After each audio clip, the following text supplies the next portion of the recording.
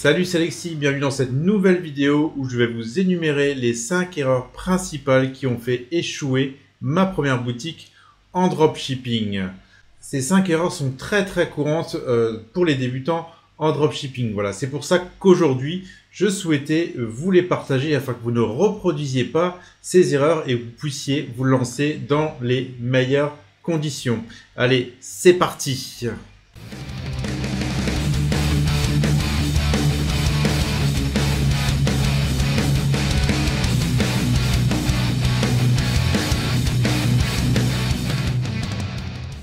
Alors la première erreur que j'ai fait, c'est ne pas contacter mon fournisseur. Lorsque j'ai démarré ma première boutique, j'ai commencé via AliExpress et j'ai pris un produit qui me plaisait. Déjà première erreur, prendre un produit qui nous plaît, c'est pas forcément un produit qui va se vendre. Voilà, mais en tous les cas, j'ai pris un produit qui me plaisait, je l'ai mis sur mon site, je l'ai retravaillé bien entendu quand même un peu et je me suis mis à le vendre, mais je n'ai pas contacté mon fournisseur avant. Qu'est-ce qui s'est passé? C'est que lorsque j'ai fait une ou deux premières ventes, j'ai directement eu des soucis avec mon fournisseur. Il envoyait beaucoup trop lentement, il y avait un problème de qualité, enfin voilà. Il y a plein de choses qui peuvent arriver lorsque vous ne contactez pas votre fournisseur avant de commercialiser un produit. Donc je vous conseille fortement de contacter systématiquement votre fournisseur et d'avoir déjà commencé une relation commerciale, voilà, de tous. On est dans l'e-commerce, donc c'est du commerce, donc tout commence de là. Établir une relation commerciale avec votre fournisseur est très important. Ça vous permet éventuellement aussi par la suite de bénéficier de meilleurs tarifs, qui voient que vous attachez beaucoup d'importance à la livraison, donc il va peut-être être plus réactif, ainsi de suite. Voilà, la discussion, la négociation, voilà, ça permet vraiment plein de choses et surtout savoir si vos clients vont être livrés correctement en temps et en heure. Deuxième erreur que j'ai faite, et encore une fois c'est une erreur très courante, c'est ne pas avoir commandé le produit que je souhaitais commercialiser. Alors en effet, surtout si vous commandez un produit qui est un peu plus cher que la moyenne, que vous allez vendre, je sais pas moi, aux alentours de 50-60 euros, donc c'est un produit en moyenne que vous allez au moins acheter entre 10 et 20 euros, on va dire une quinzaine d'euros. Donc si vous ne commandez pas ce produit, vous ne pouvez pas être assuré de la qualité de votre produit. Ça recoupe un peu avec le fait de contacter votre fournisseur. Commandez vraiment votre produit, ça permet vraiment plein de choses. Vous pouvez mieux éditer et faire votre fiche article parce que vous avez le produit dans les mains. Ça vous permet vraiment de voir comment il fonctionne, son efficacité, etc. Et si vraiment il va correspondre à votre cible. Deuxième chose très importante, c'est que vous allez pouvoir prendre vos propres photos et vos propres vidéos sur votre produit. Aujourd'hui, c'est vraiment quelque chose de vital de pouvoir avoir ses propres photos et vidéos. Voilà, parce qu'il y a beaucoup de produits qui vont circuler sur les publicités, etc. Beaucoup de photos, de vidéos se font copier et du coup, il y a beaucoup de commerçants qui se retrouvent avec le même contenu. Donc, vous vous démarquez avec votre propre contenu, au moins dans les premières semaines, voire les premiers mois de la commercialisation de votre produit. C'est très important. Ça vous démarque vraiment de la concurrence. N'hésitez pas quand vous faites votre vidéo ou même votre photo de mettre un petit watermark en plein milieu, assez discret, mais bon, voilà, qui montre un petit copyright que c'est vous qui avez créé ce contenu. Donc voilà, c'est un gros avantage, ça, de commander votre produit, c'est de vérifier sa qualité et aussi de pouvoir prendre vos propres photos et vidéos, chose que je n'avais pas faite pour ma première boutique et ça m'a porté bien évidemment préjudice. Troisième erreur que j'ai faite, c'est bien entendu aussi une erreur très courante, c'est de ne pas sélectionner, de ne pas prendre un produit intemporel. Alors qu'est-ce qu'un produit intemporel? Un produit intemporel, c'est tout simplement un produit où vous allez avoir une large audience dessus, c'est-à-dire que vous pouvez pouvoir cibler un maximum de personnes, généralement c'est hommes et femmes, et aussi un produit que vous allez pouvoir vendre tout au long de l'année. Donc pas un produit saisonnier, donc un produit qui n'est pas intemporel, genre si vous vendez des gants de ski, voilà, ce sera qu'en période de ski. Si vous vendez des maillots de bain, c'est pareil, ce sera qu'en été. Voilà, il y a plein d'exemples de produits intemporels ou alors des produits de mode. Si actuellement vous essayez de vendre des masques à cause du virus qui circule, etc. Voilà, c'est un produit intemporel. Une fois que ce sera fini, vous n'en vendrez plus du tout ou alors très peu dans certains cas. Voilà, mais c'est quasiment zéro vente.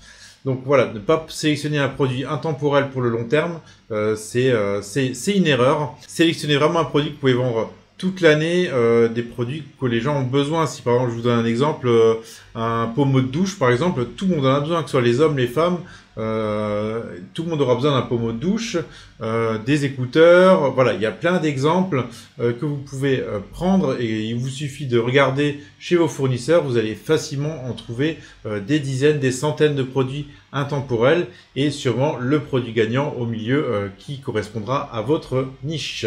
Quatrième erreur, et celle-là, on la retrouve vraiment dans énormément de e-commerçants en dropshipping qui ne réussissent pas, c'est tout simplement ne pas avoir de cross-sell ou d'upsell avec votre produit. Alors pour ceux qui ne le savent pas, un cross-sell, c'est simplement un produit complémentaire à votre produit de base et un upsell, généralement on utilise ce terme pour décrire un produit, pour monter en gamme en fait sur un produit d'origine. Si par exemple vous vendez une télé, vous pouvez proposer au moment de l'achat pour 200 € de plus ou 100 € de plus, et ben de monter en gamme, d'avoir une meilleure télé. Voilà, ce sont des pratiques commerciales qui fonctionnent très très bien, surtout en dropshipping, c'est le cross-sell qui fonctionne principalement, donc c'est-à-dire d'ajouter des produits complémentaires. Alors il faut savoir que dans certaines boutiques, vous pouvez monter jusqu'à 50 voire 60% de votre chiffre d'affaires qui est fait avec du cross-sell. Donc si c'est un produit complémentaire mais que vous vendez quasiment au même prix que votre produit de base, des fois même plus cher, et ben ça peut être très très intéressant. Sinon généralement si vous vendez un produit aux alentours de 20-30 €, je vous conseille de faire au moins un cross-sell aux alentours de 10-15 €, minimum la moitié du prix, voilà, voire 70% du prix de base de votre produit. Donc ça vous permettra vraiment d'avoir énormément de ventes additionnelles. Donc si vous faites un chiffre d'affaires de 10 000 €, vous aurez facilement, généralement, si vous avez bien fait les choses, 4 000 € qui proviennent au moins de vos cross-sell voire upsell. Voilà, donc une méthode très importante de marketing. Voilà, mettez vraiment en place et choisissez vraiment votre produit en fonction des ventes additionnelles que vous allez pouvoir faire graviter autour de celui-ci.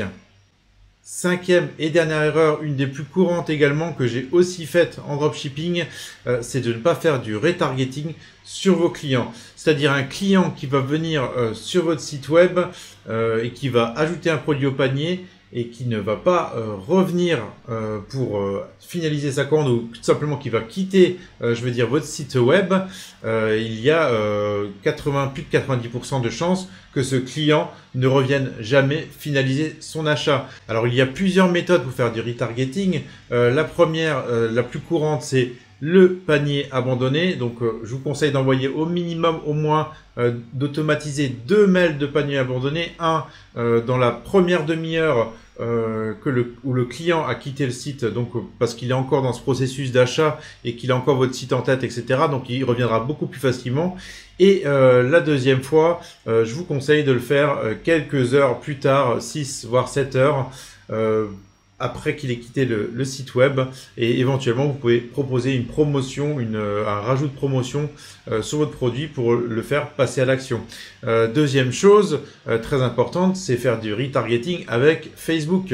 Alors beaucoup ne le font pas et pourtant c'est quelque chose qui va vous engranger énormément de chiffre d'affaires, ou plutôt ne pas vous le faire perdre en fait à la base, hein. Parce que voilà, il faut vraiment savoir que les clients qui passent sur votre site web, qui n'achètent pas, ils ne reviendront jamais en fait. Donc autant les recibler avec des publicités. S'ils sont arrivés sur votre site web, généralement, on va dire plus de 95% des gens, c'est qu'ils étaient intéressés par un contenu de votre site web à la base. Donc voilà, reciblez-les systématiquement pour les faire revenir. Même ceux qui ont juste visité votre page d'accueil, etc.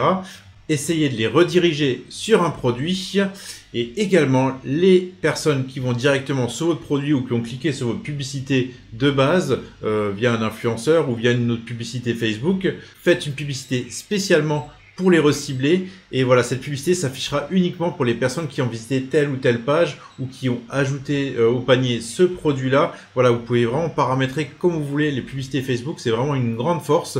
Servez-vous-en, vous verrez que vous ne le regretterez pas et que vous allez faire grâce à ça des milliers d'euros de chiffre d'affaires en plus. Voilà pour les 5 erreurs les plus courantes et les 5 erreurs aussi que j'ai faites dans ma première boutique de dropshipping. N'hésitez pas à me partager en commentaire les erreurs que vous avez fait aussi pour vos premières boutiques. Et si vous avez besoin de conseils, n'hésitez pas à me demander aussi en commentaire. Si vous voulez aller beaucoup plus loin en dropshipping et avoir une formation complète, je vous invite à cliquer sur le lien dans la description pour recevoir ma formation entièrement gratuite d'une durée d'environ 2 heures. Allez, on se retrouve bientôt pour une prochaine vidéo. Ciao!